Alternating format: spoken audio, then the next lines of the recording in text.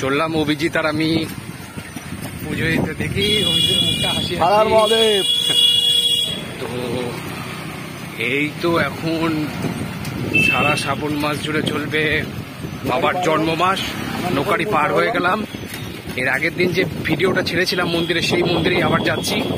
খুব ভালো লেগেছে আমাদের, যার জন্য আবারও যাচ্ছি। ভালো লাগলো। আগের দিন আমার পড়ানো ছিল বলে বেশিক্ষণ থাকতে পারিনি, খুব হুটোপাটা করে বিশাল কষ্ট হয়েছিল। তারপরে উপোস করে, কিন্তু আমরা কি আজকে অনেকক্ষণ থাকবো? হ্যাঁ, আজকে অনেকক্ষণ থাকবো। চলো দেখা যাক। এরপরে আবার মাঠ কুমড়ো ঢুকলে তখন তোমাদের দেখাচ্ছি।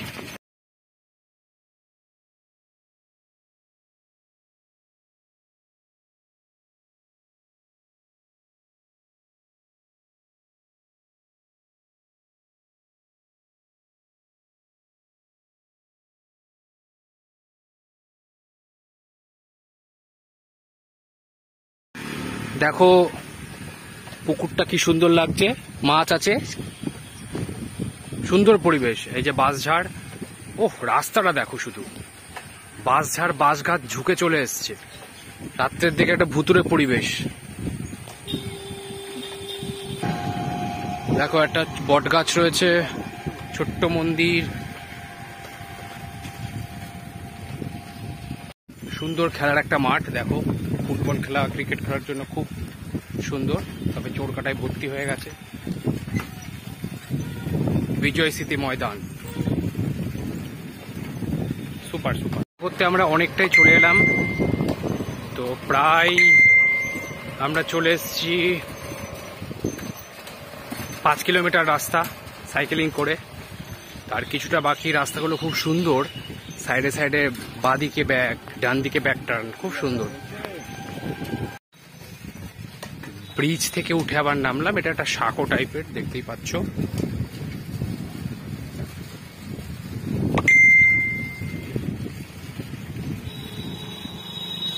পরিবেশটা শুধু লক্ষ্য করো,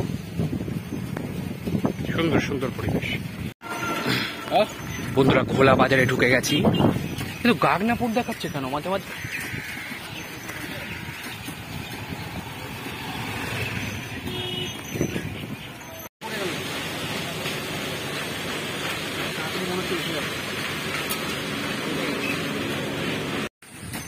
আমরা প্রায় চলেই এসেছি।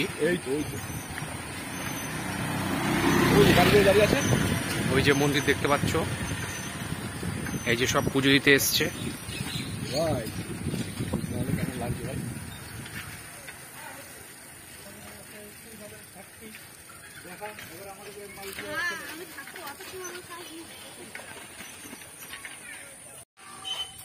এখন এই জেঠিমার বাড়িতে যাচ্ছি, ছাতাগুলো রাখবো।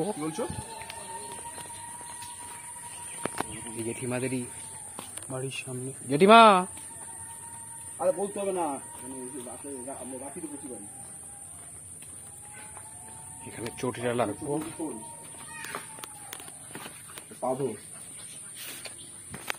ছাতা দুটো দেখা, ধর একটু এইভাবে ধর। দাদা দাদা দাদা দাদা ছাতা দুটো দিয়ে রাখতো, রাখতো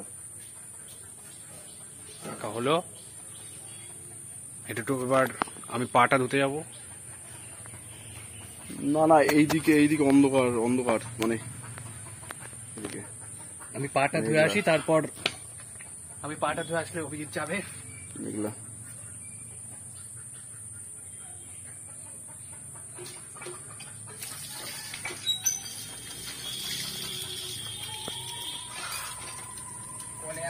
পুজো দিয়ে কখন আসলা? অনেকবার জিজ্ঞাসা করার পরে কোনো উত্তর পেলাম অনেকক্ষণ পরে। এবার অভিজিৎ যাবে পাটা ধুতে, হাত পাত সব ধুয়ে নিলাম, সুন্দর করে মহাদেবের পুজোটা দেব। এনে ধর তুই খুঁটি আর ধরত। ফোনটা কান থেকে নামিয়ে যা, ফোনটা পড়ে যাবে।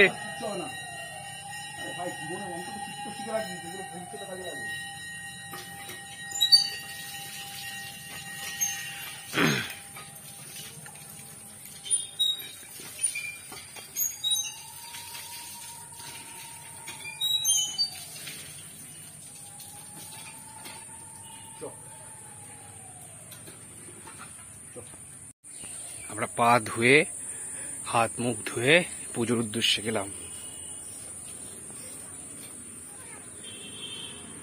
সব মন্দিরের চূড়াটা দেখতে হবে।